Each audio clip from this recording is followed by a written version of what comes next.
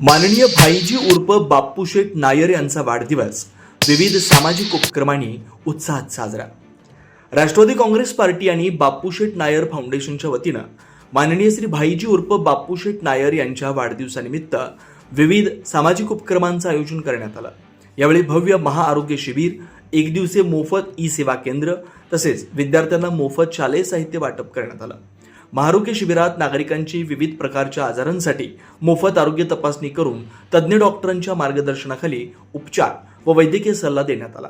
शिबिरात रक्तदाब, रक्तातील साखर, किडनी तपासणी, संपूर्ण शरीराची तपासणी, स्त्रीरोग तपासणी, नेत्र तपासणी तसेच पोटाचे विकार, आम्लपित्त, मधुमेह, आमवात, संधिवात आदी आजारांची तपासणी करण्यात आली।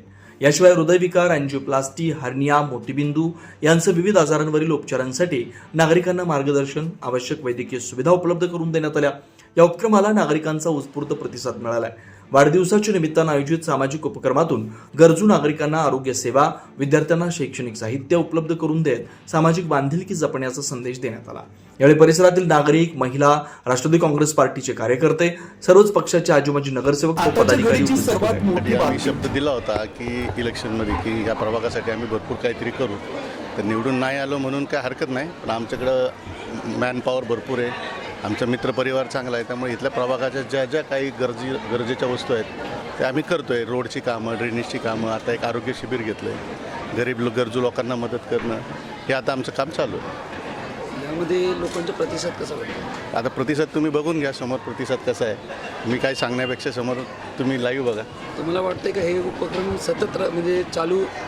आता हे उपक्रम मी पुढं इलेक्शन लढायचे किंवा नाही लढायचे त्यासाठी करत नाही, हे माझ्या मनाच्या समाधानासाठी आणि माझ्या प्रभागातल्या लोकांना जो शब्द दिला आहे तो पूर्ण करण्यासाठी मी हे करतो आहे। शाळेय वस्तूचे पण तुम्ही वाटप करण्यात आले आहे? आता मी काय केलं, वाढदिवसानिमित्त असं ठरवलं की कुणी मला बुके, केक किंवा शॉल न देता वह्या, पुस्तकं, पेन, कारण आजकाल कॉर्पोरेशनच्या शाळेमध्ये मुलांना वह्या, पुस्तकं, पेनची खूप गरज आहे।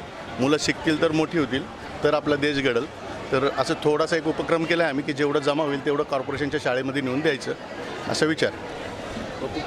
परिसरासाठी नवीन काय उपक्रम राबवणार? आता परिसरासाठी जेवढं काय आपल्या कॉर्पोरेशनकडनं ज्या काही सुविधा येतात किंवा परिसरात ज्या ज्या काही डेव्हलपमेंट आहेत त्या आमची पूर्ण टीम आहे त्याच्यावर काम करते, कंटिन्यू रोज चालू आहे। खरं तर काम म्हणजे आधी केले आणि मग सांगितले या उपक्रमाने आपलं काम सुरू आहे, तर नागरिकांना काय आवाहन करायला? नागरिकांनी उलट जास्तीत जास्त नागरिकांनी समोर आलं पाहिजे, इथं बोललं पाहिजे, बोलल्याशिवाय कळणार नाही की काय अडचणी आहेत, आणि जर अडचणी कळाल्या तर त्या आपण सॉल्व्ह करू शकतो। नागरिकांच्या समस्यासाठी तुम्ही सातत्याने पुढाकार घेता, यापुढे असंच पुढाकार आहे? कायम जोपर्यंत आता जिवंत आहे तोपर्यंत नागरिकांसाठी काम करत राहील।